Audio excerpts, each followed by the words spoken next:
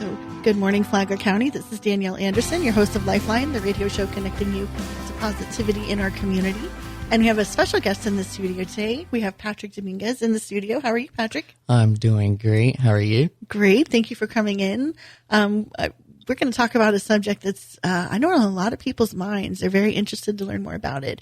But before that, I want you to go ahead and tell people a little bit about who you are and your company. Yeah. So my name's Patrick Dominguez. The company is called Zavonics. We are a managed IT service provider.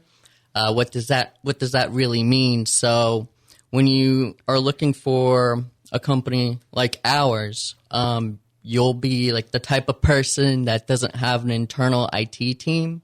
So you look for outsourcing capabilities, and you look for a company like mine. And you recently just won an award, didn't you? I did. So actually last year, whenever I opened up, I won my first award as a solo MSP of the year 2024. And now this year I won AI Visionaries.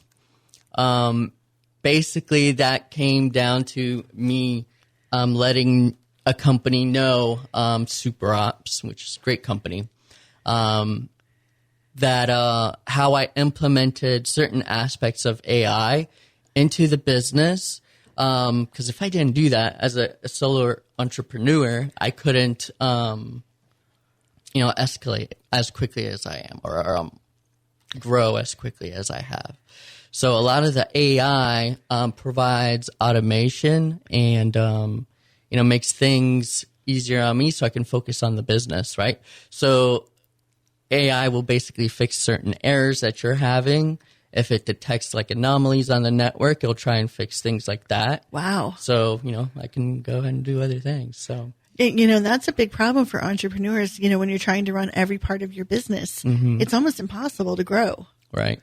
It really is. Like I'm wearing so many different hats, marketing, sales, you name it. So how long have you been in Flagler County? So, I lived in Palm Coast for a while, since I was 13 years old. I'm like 38 now, so So you're a homegrown success story. Yeah. So I also lived in Jacksonville and in St. Augustine, but yeah, now I'm back in Palm Coast because I have family here. And so was there something about Palm Coast that made you say this would be a great place to raise my kids? So, besides the family, the schools are pretty decent. Since I grew up here, there's things that I've done and rode my bike everywhere, and it was safe enough for the kids, right? Unlike Jacksonville, it's kind of crazy over there. Right. So I wanted my kids to be safe. See, that's great. I mean, a lot of parents, I know when I raised my kids here, I wanted the same thing because I grew up, around big cities. And so it was, to hear of a major crime was kind of like something rare for Palm Coast or Flagler, and so it's been a really great place to raise the kids. Yeah, for sure. That's awesome. So how did you decide to get into AI? So AI basically kind of fell on my lap. It's all part of growing business and, being ahead of the curve and ahead of competition. So either you implement new strategies for your business or your business dies, right? So I had to learn a lot about AI, the things that are out there, language models, generative AI. So generative AI is made up of different types of AIs, not just one, right? So can we talk about the different kinds of AI that there is? Because I don't even know anything about it really. Mm-hmm. So there's content-based AI, which creates your pictures, your video, your like articles and whatnot. And there's also text-to-speech AI, where like ChatGPT, they have like that voice that uses the language model to speak back to you. So that's that generated voice is all AI. So that's about like 5 different AIs right there. And because I know someone was having vision trouble, and so she would speak into something, and it would create the text for her. And that's part of AI too, right? That's part of, that's part of AI. You could ask AI to create things for you, generate emails. So if you have like Copilot, which is Microsoft's AI, on the back end, it actually uses ChatGPT.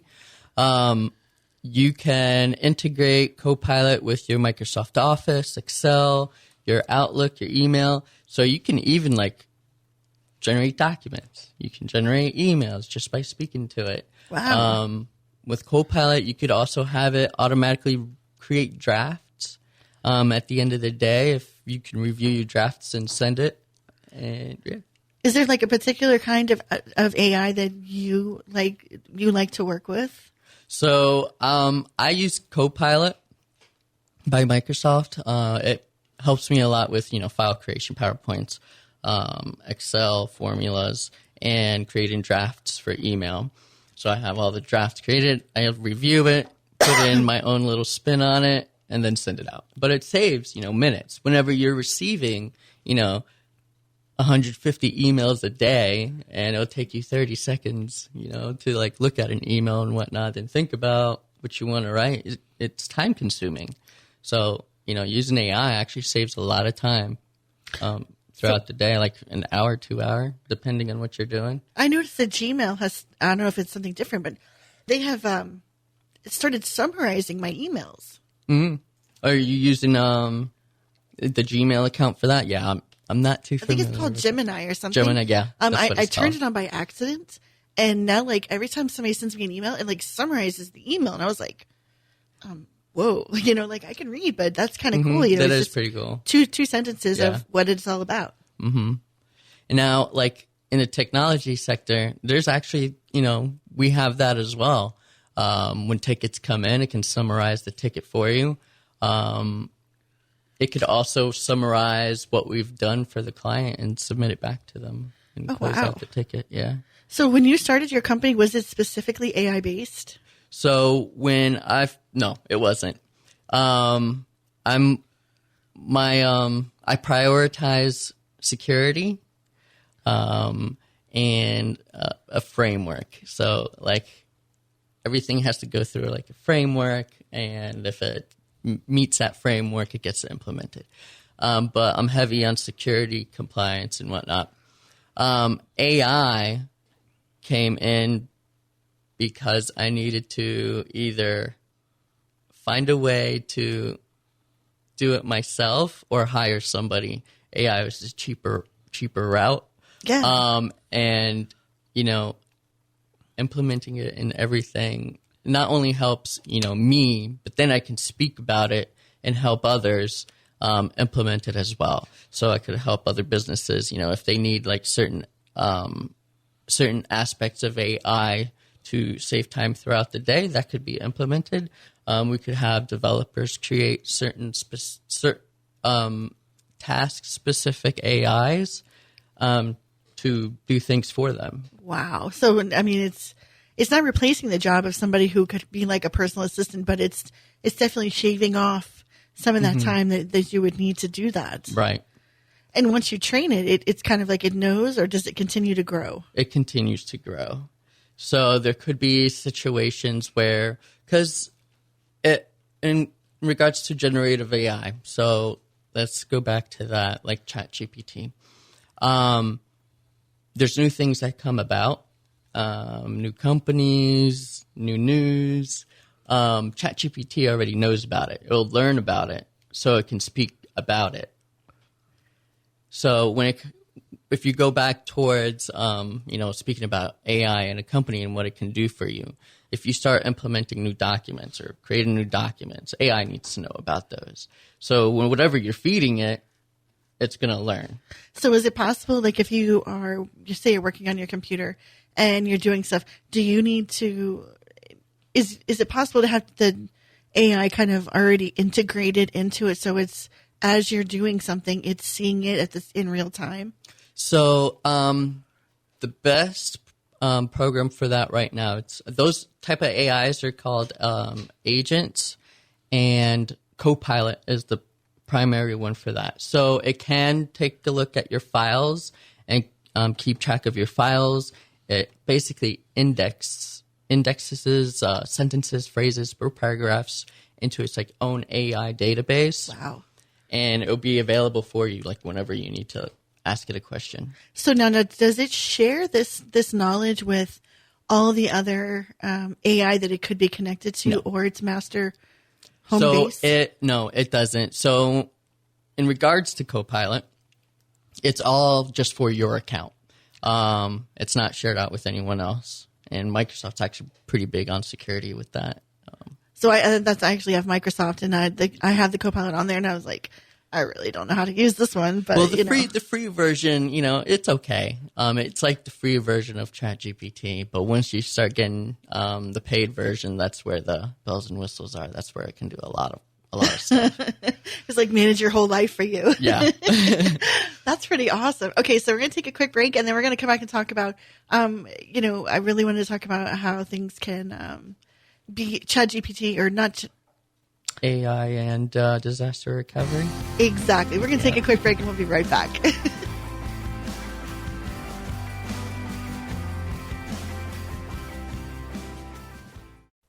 Thank you so much for recommending us to your family and friends. When you need a 30, 60, or 90-minute massage, it's real easy to book your appointment online. MassageByNatalie.org. MassageByNatalie.org. She's Carla. And that's Alan. If you don't know who we are, now you do. We're the owners of your local Benjamin Moore paint store. Next time you're thinking about painting, think about us. Benjamin Moore, corner of Old Kings and Utility Drive. Palm Coast. All right, Flagler County, welcome back to Lifeline. Danielle Anderson here with Patrick talking about AI. So the thing that really caught my eye, in addition to you getting this award, which was really cool anyway, what does the award specifically mean? So the AI Visionaries Award basically means the path that I took to implement AI in the company, and expanding that not just for myself, but for my clients. So now, is that something that other businesses can be a model for them, or something that you shared with others that they can do the same? Yeah, absolutely. I can definitely, the company can definitely, look towards me and see how I implemented certain things for myself and pass it forward to other companies. It kind of comes hand in hand with that, right? Like an IT company needs to learn it first before they can provide that type of level of service to their clients. And so you're at that level now. Yeah. So we wanted to really talk about disaster preparedness is huge right now because of the season and what's going on. And I noticed that you have the ability to help people with that kind of stuff. So as a business owner or even somebody with a lot of important personal documents, how does that kind of help support their safekeeping? Mm-hmm. So bigger picture about disaster recovery. And AI can actually help you with this, but the bigger picture of disaster recovery, it's just a subset of a business continuity plan. So we need a business continuity plan to tell the disaster recovery what needs to be done. So we need to, look at risks, look at what SOPs and operational procedures and whatnot. Sure. And disaster recovery is based off of, SOPs that are available. If you don't have an SOP for a specific task of recovery, like internet failover and plugging a cable somewhere or a cable somewhere else, if it's in somebody's head, what good is that going to do somebody else that's trying to, resolve the issue? Right. Now, when it comes to AI, AI can actually help you create a business continuity plan and best practices for that business continuity plan. You can tell it what you currently have in your office, what is like at risk, if that equipment goes down, what needs to be done to get it back up. Like AI can actually help you generate all those things for you. So it really becomes your business lifeline. Mm-hmm. So when you're doing that kind of thing, does it also give you feedback that says, hey, listen, this looks like it could be a problem, or this is a best practice? It will give you best practices on implementation. So let's say I have a specific backup brand called Veeam or whatnot.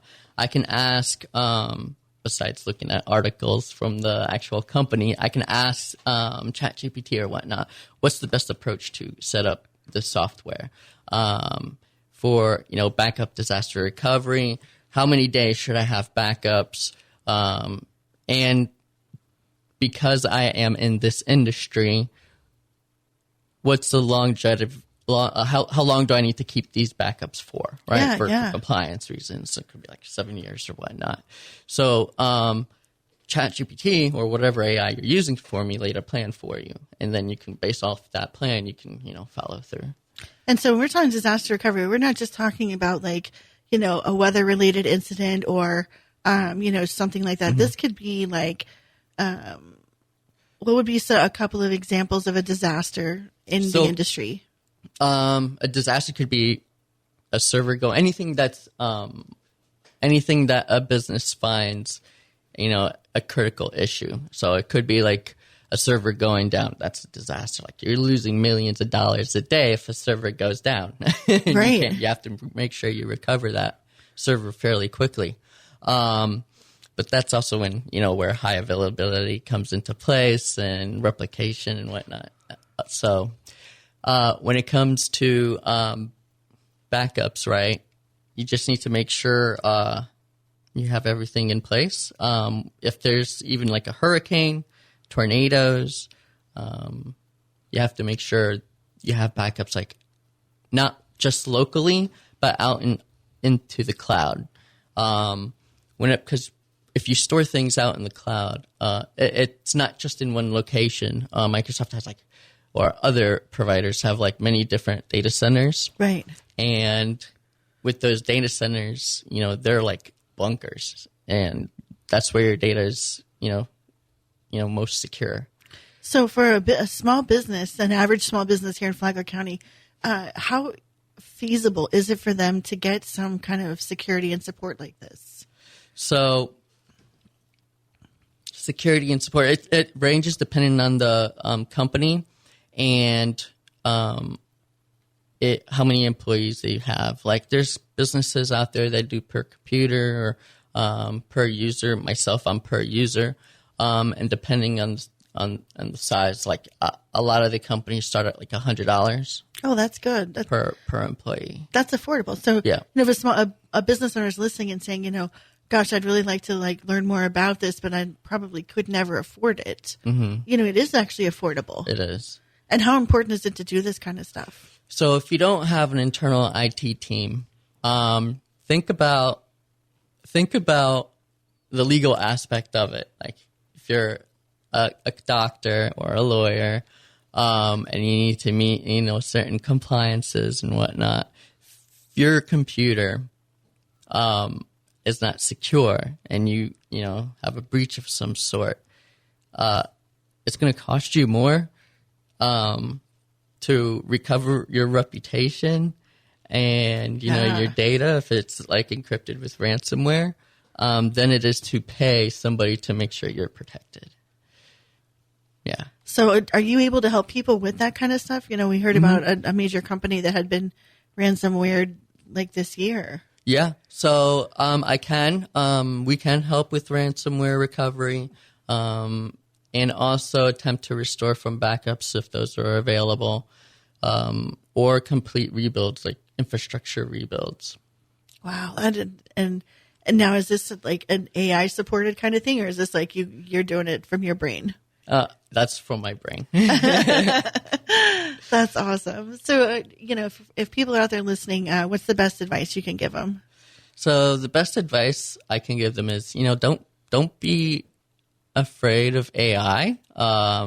It can definitely be your friend and teach you so many things. And also, make sure you stay secure and don't click on any shady links in your email. Right?